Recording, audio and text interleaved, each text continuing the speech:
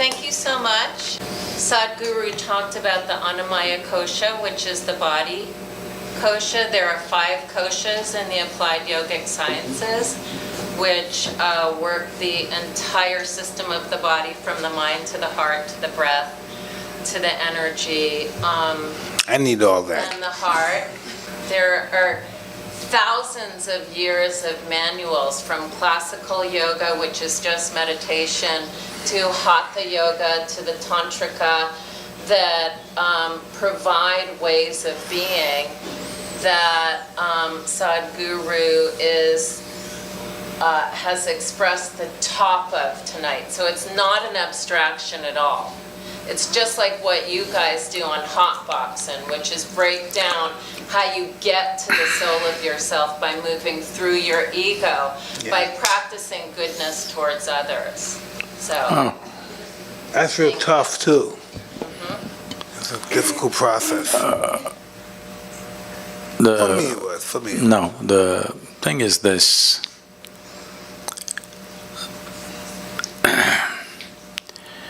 Well, just to explain this, Sadhguru means an uneducated guru. He is not a PhD in all these things. He is unread. I don't know any books. I just know this piece of life from its origin to its ultimate nature. If you want to know life, the only life that you can know is this life. You cannot know another life because you can only experience this one. Can you experience something else? You can only experience this life, if at all, if you experience. So, if you want scholarship, there are many things. But if you want realization, in is the only way out. He's already been espousing that. If you want scholarship, if you want PhD in spiritual process, that's a different matter, it's an academic stuff. But if you want realization, in is the only way out. Why do you think there are books about life? You should read a book about life only if you are not alive. Suppose you are not alive, then to know about life you must read a book. When you are the life, hello? The only thing that you need to do is turn inward. Inward means what? Right now the only way you are perceiving anything is through the 5 senses of seeing, hearing, smelling, tasting and touching. This is the way you know the world. None of these things are geared to turn inward. You can't roll your eyeballs inward and scan yourself. You can hear this, but you can't hear so much activity that's happening here. If an ant crawls upon your hand, you can feel it. So much blood flowing, you cannot feel it because the sense organs are essentially outward bound. So, to turn inward, you need a different faculty. To activate that, to engage in that is the most important thing because life is very brief.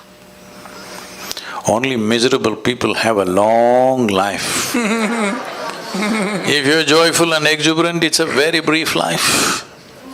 Yes, it's very, very brief.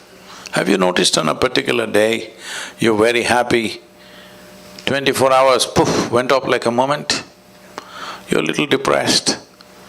24 hours feel like 10,000 years. Hello? Because only miserable people can have a long life. Otherwise, it's a very brief life. In this brief life, the most important thing is you know the nature of your existence. Don't add all kinds of philosophies to this. This is very simple. It's like you bought a phone, a new phone. Should you read the user's manual in the first 3 days? Or should you read it after 3 years when you're discarding it? This is all. The first 3 days if you read it, you'll use the phone effectively, isn't it? To use this effectively, quickly, as quickly as possible, we must get this. Then we live life without you being an impediment in your own life. Other impediments are always there. Other things are always there, we need to learn to ride it. If you don't learn to ride it, it'll crush you, of course. You see California, people are riding the waves. What is the dream of a wave rider? One day he would like to do the tsunami. Yes or no? One who is really good at it, what is he dreaming of? One day when the tsunami comes, he would like to be riding on the wave. Those who do not know how to ride the wave, they're terrified of it. This is all it is. The instruments of life must be in your hands. If they're in your hands, whatever life throws at you is not your choice. What you make out of it is your choice. This will not come out of scholarship. This will come by turning inward.